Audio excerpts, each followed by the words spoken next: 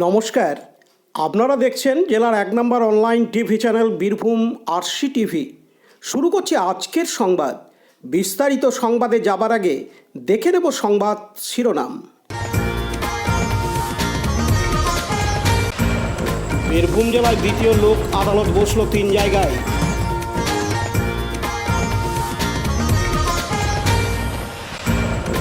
আন্তর্জাতিক যোগ দিবস পালিত হল বিশ্বভারতীতে।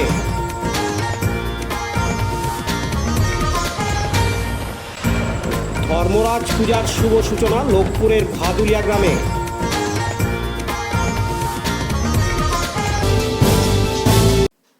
ভারতের বিচার ব্যবস্থায় কম সময়ে এবং কম খরচে সমাজের দরিদ্র সাধারণ মানুষকে দ্রুত বিরোধ নিষ্পত্তির এক অভিনব বিকল্প রূপ হল লোক আদালত। এটি ১৯৮৭ খ্রিস্টাব্দে স্বীকৃতি লাভ করেছে। এটি দেওয়ানি সংক্রান্ত মামলার বিচার সম্পন্ন করতে পারে। আজ শনিবার ২২শে জুন বীরভূম জেলার সিউড়ি, রামপুরহাট ও বোলপুর এই ৩টি জায়গায় লোক আদালত বসে। প্রচুর কেসের সমাধান হয়। এদিন বীরভূম জেলা আইনি পরিষেবা কর্তৃপক্ষের সচিব সুপর্ণা রায় জানান, বছরে যে ৪টি লোক আদালত করানো হয় তার মধ্যে আজকে হলো বছরের দ্বিতীয় লোক আদালত। ১২,০০০ কেস এখানে আনা হয়েছে। প্রচুর মানুষ এখানে এসেছে তাদের কেসের দ্রুত নিষ্পত্তি হওয়ার জন্য। লোক আদালতের তাৎপর্য হলো এখানে কম সময়ের মধ্যে খুব দ্রুত কেসের নিষ্পত্তি হয়ে যায়।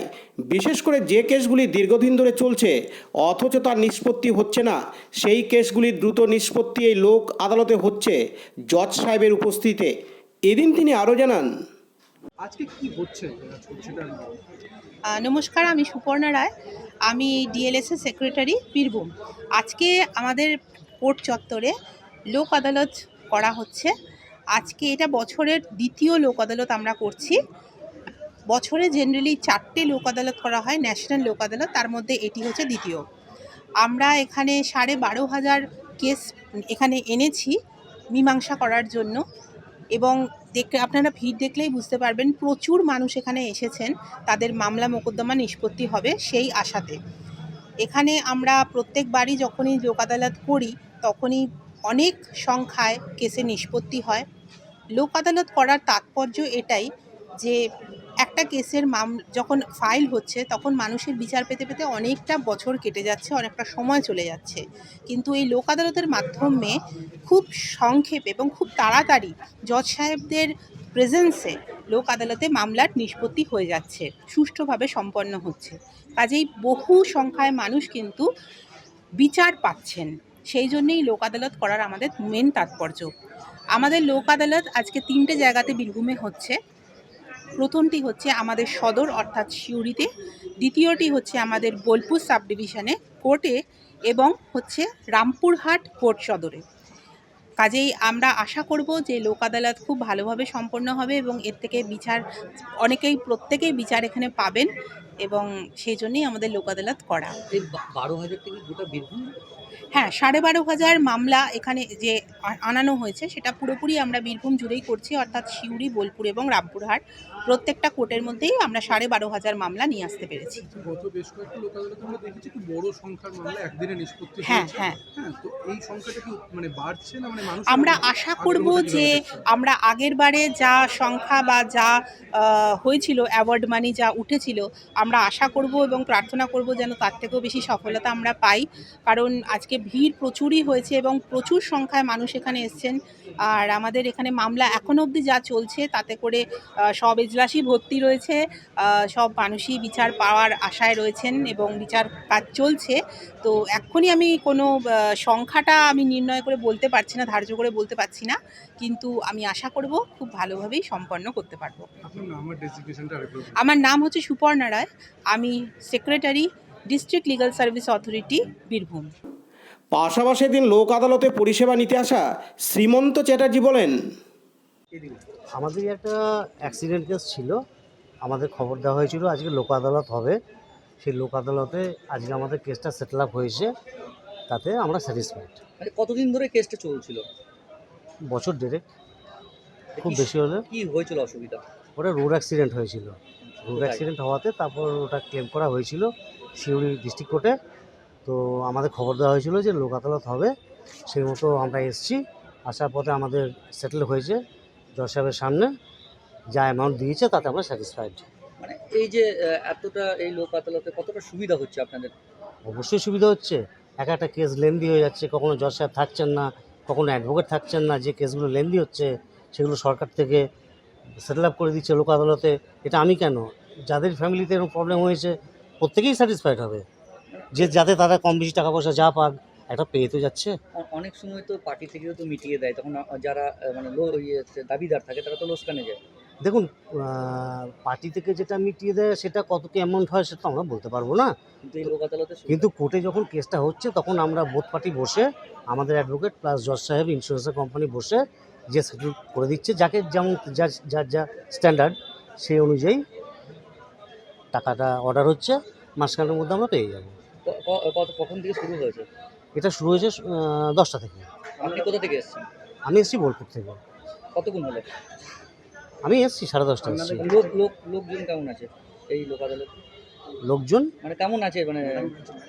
ঠিকই আছে লোকজন। কি নাম আপনার? আমার নাম শ্রীমন্ত চ্যাটার্জি। পতিত পাবন বৈরাগ্যের report, Birbhum RC TV, Suri. এখন বিজ্ঞাপন বিরতি, ফিরে আসছি বিরতির পর। সব থেকে ভালো চিকিৎসা, সবচেয়ে কম খরচে, সবচেয়ে কম খরচে। সব থেকে ভালো চিকিৎসা, সবচেয়ে কম খরচে, সবচেয়ে কম খরচে। বিশ্বমানের স্বাস্থ্য পরিষেবা মিলবে দিনে রাতে, বিশ্বমানের স্বাস্থ্য পরিষেবা মিলবে দিনে রাতে। মণি মহেশ হসপিটাল, মণি মহেশ হসপিটাল, মণি মহেশ হসপিটাল, মণি মহেশ হসপিটাল। মণি মহেশ হসপিটাল, দুবরাজপুর, বীরভূম।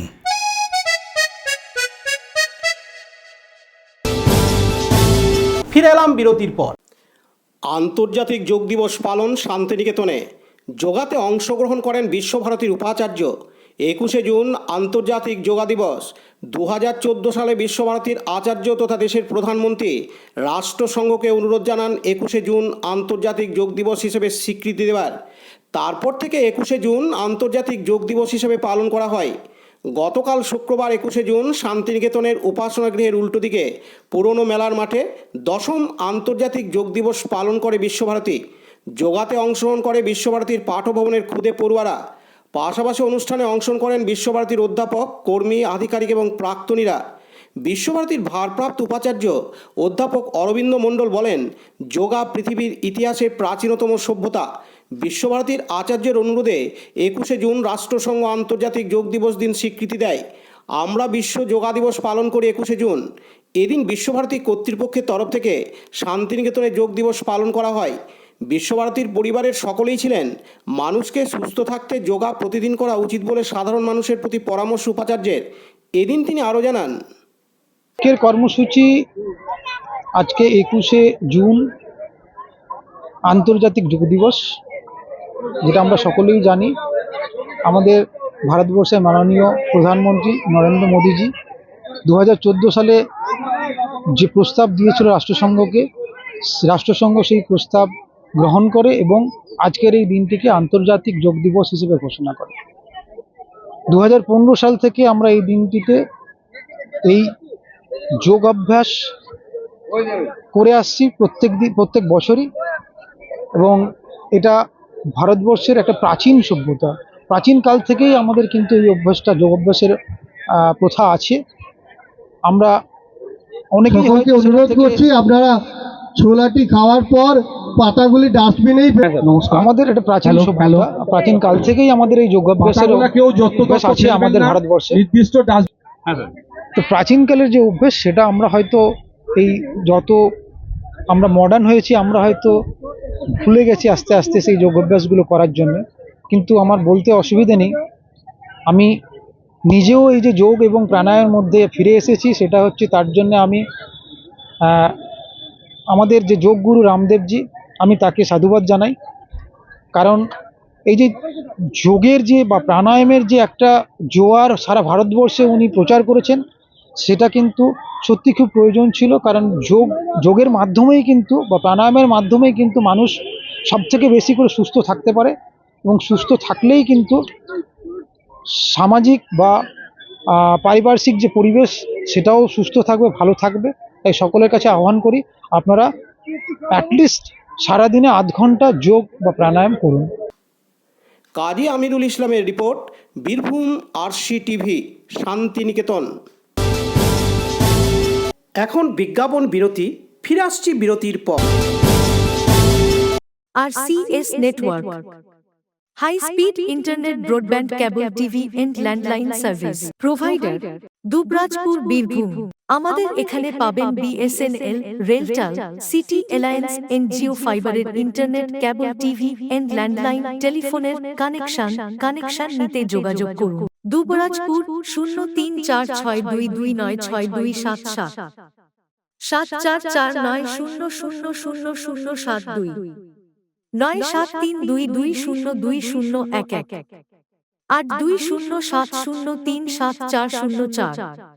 সিউড়ি 034622999995 9647669675 7063544520।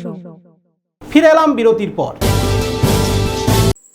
বীরভূম জেলার লোকপুর থানার ভাদুলিয়া গ্রামবাসীদের পরিচালনায় ও আয়োজনে এবছর গতকাল শুক্রবার 21শে জুন শাস্ত্রীয় আচার মেনে পুজোর পূর্বদিনের কৃত্য বা বার পালনের মধ্য দিয়ে ধর্মরাজ পুজোর শুভ সূচনা হয়।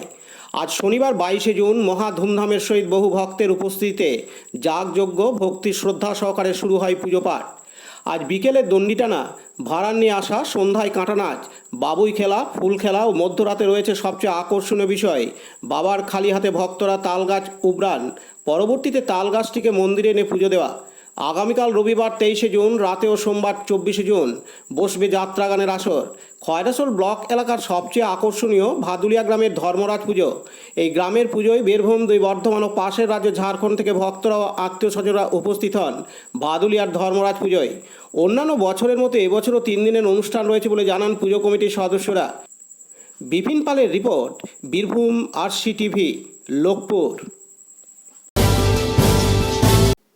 আজকের সংবাদ এই পর্যন্ত।